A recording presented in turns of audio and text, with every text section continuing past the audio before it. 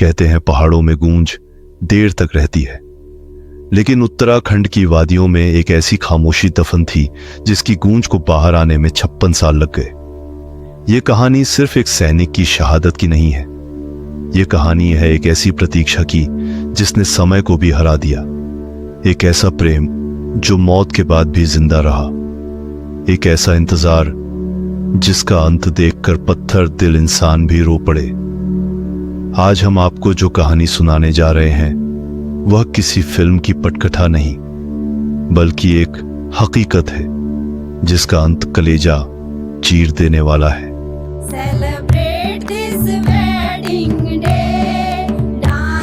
समय का पहिया हमें पीछे ले जाता है। साल 1968, उत्तराखंड के चमोली जिले का एक छोटा सा गांव। यहाँ के एक घर में शहनाइयों की गूंज अभी थमी भी नहीं थी। 15 साल की बसंती देवी, नई नवेली दुल्हन, हाथों की मेहंदी का रंग अभी गहरा लाल ही था, आंखों में भविष्य के सुनहरे सपने थे। उनके पति नारायण सिंह बिश्त भारतीय सेना के एक वीर जवान थे। फौजी की पत्नी होना आसान नहीं होता। विदाई का दिन आया। नारायण सिंह ने बसंती से वादा किया, जल्द लौटूंगा। बसंती ने अपनी नम आंखों से उन्हें जाते हुए देखा। उसे क्या पता था कि यह विदाई इतनी लंबी होने वाली है। तारीख थी 7 फरवरी 1968। भारतीय वायुसेना का एक विशाल AN-12 विमान चंडीगढ़ से लेह के लिए उड़ान भरता है। इसमें 102 लोग सवार थे, जिनमें सिपाही नारायण सिंह भी शामिल थे। विमान रोहतांग दर्रे के ऊपर से गुजर रहा था। मौसम अचानक बिगड़ गया। बर्फीले तूफान ने विमान को अपनी चपेट में ले लिया और फिर रेडियो संपर्क टूट गया। खबर गांव पहुंची, विमान लापता है। बसंती के कानों में जब यह शब्द पड़े तो मानो दुनिया रुक गई। सेना ने खोजबीन की, लेकिन उस जमाने में रोहतांग की बर्फ में कुछ भी ढूंढना नामुमकिन था। कुछ दिनों बाद विमान में सवार सभी लोगों को लापता और फिर शहीद मान लिया गया।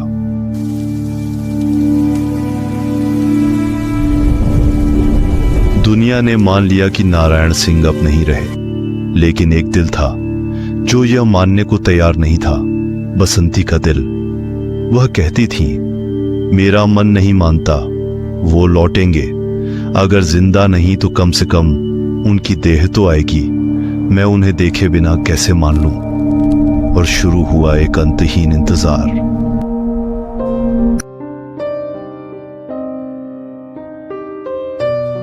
पंद्रह साल की वह लड़की जिसका जीवन शुरू होने से पहले ही थम गया था। गांव में तरह तरह की बातें शुरू हो गईं। लोगों ने कहा, उम्र ही क्या है, पूरी जिंदगी पड़ी है, दूसरी शादी कर लो। कब तक एक मुर्दे का इंतजार करोगी। गरीबी थी, अकेलापन था और समाज का भारी दबाव था। लेकिन उस दिन बसंती देवी ने जो किया, उसने उन्हें एक साधारण औरत से देवी बना दिया। उन्होंने अपनी मांग का सिंदूर पोंछने से साफ मना कर दिया। उन्होंने दुनिया से कह दिया, मेरा मन कहता है वो जिंदा है, और जब तक वो लौटते नहीं, मैं यहीं इसी दहलीज पर उनका इंतजार करूंगी। उन्होंने किसी और को अपने जीवन में आने नहीं दिया।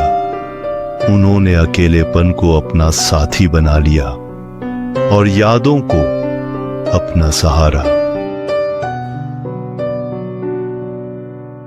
बसंती का शरीर भले ही घर की चार दीवारी में था, पर उनकी आत्मा रोहतांग के उन बर्फीले रास्तों पर ही अटकी रही। हर आहट पर उन्हें लगता कि नारायण आए हैं। हर सर्दी में जब बर्फ गिरती, उन्हें लगता कि शायद इस बर्फ के नीचे उनका सच दबा है। दिन महीने बने, महीने साल बने और साल दशकों में बदल गए। बसंती के बाल सफेद हो गए, आंखों की रोशनी धुंधली पड़ गई। जिनके पास अपनी कोई संतान नहीं थी, उन्होंने अपने भतीजों को ही अपना बेटा माना, लेकिन अपनी आंखों में अपने पति की तस्वीर को कभी धुंधला नहीं होने दिया।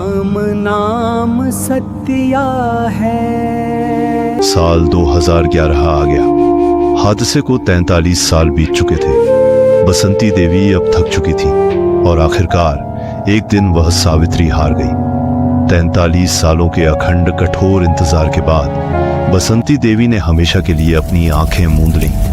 वह चली गईं, इस मलाल के साथ कि वह अपने पति का चेहरा आखिरी बार नहीं देख पाईं। वह दुनिया को यह साबित नहीं कर पाईं कि उनका इंतजार सही था। गांव के श्मशान में उनकी चिता जली और एक अधूरी प्रेम कहानी वहीं राख हो गई। लोगों ने फिर कहा, पागल थी, पूरी जिंदगी बर्बाद कर दी एक वहम के पीछे। लेकिन किस्मत को अभी अपना आखिरी पत्ता खोलना बाकी था।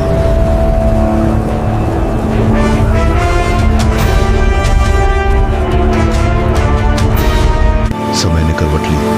ग्लोबल वार्मिंग के कारण रोहतांग की सदियों पुरानी बर्फ पिघलने लगी। सितंबर 2024, हादसे के पूरे 56 साल बाद भारतीय सेना की टीम को बर्फ के नीचे कुछ हलचल मिली। खुदाई शुरू हुई और जो बाहर आया उसने पूरी दुनिया को सन्न कर दिया।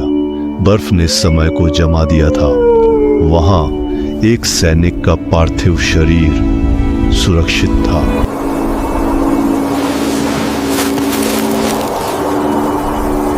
नेम प्लेट पर लिखा था, सिपाही नारायण सिंह। 56 साल तक वह योद्धा वहीं बर्फ में दबा अपनी पत्नी के वादे को निभा रहा था। लेकिन असली चमत्कार तो अब सामने आने वाला था, जो यह साबित करने वाला था कि बसंती देवी का इंतजार पागलपन नहीं बल्कि एक सच्ची तपस्या थी।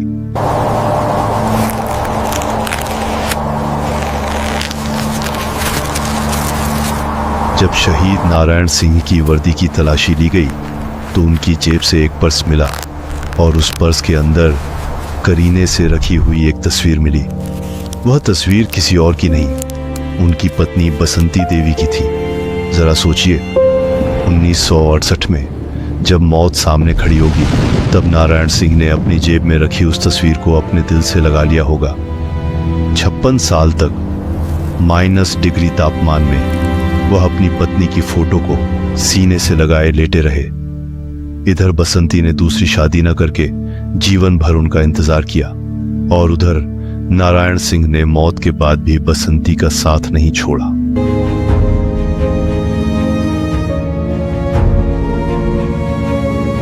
अक्टूबर 2024, उत्तराखंड के उस गांव में आज आंसुओं का सैलाब था।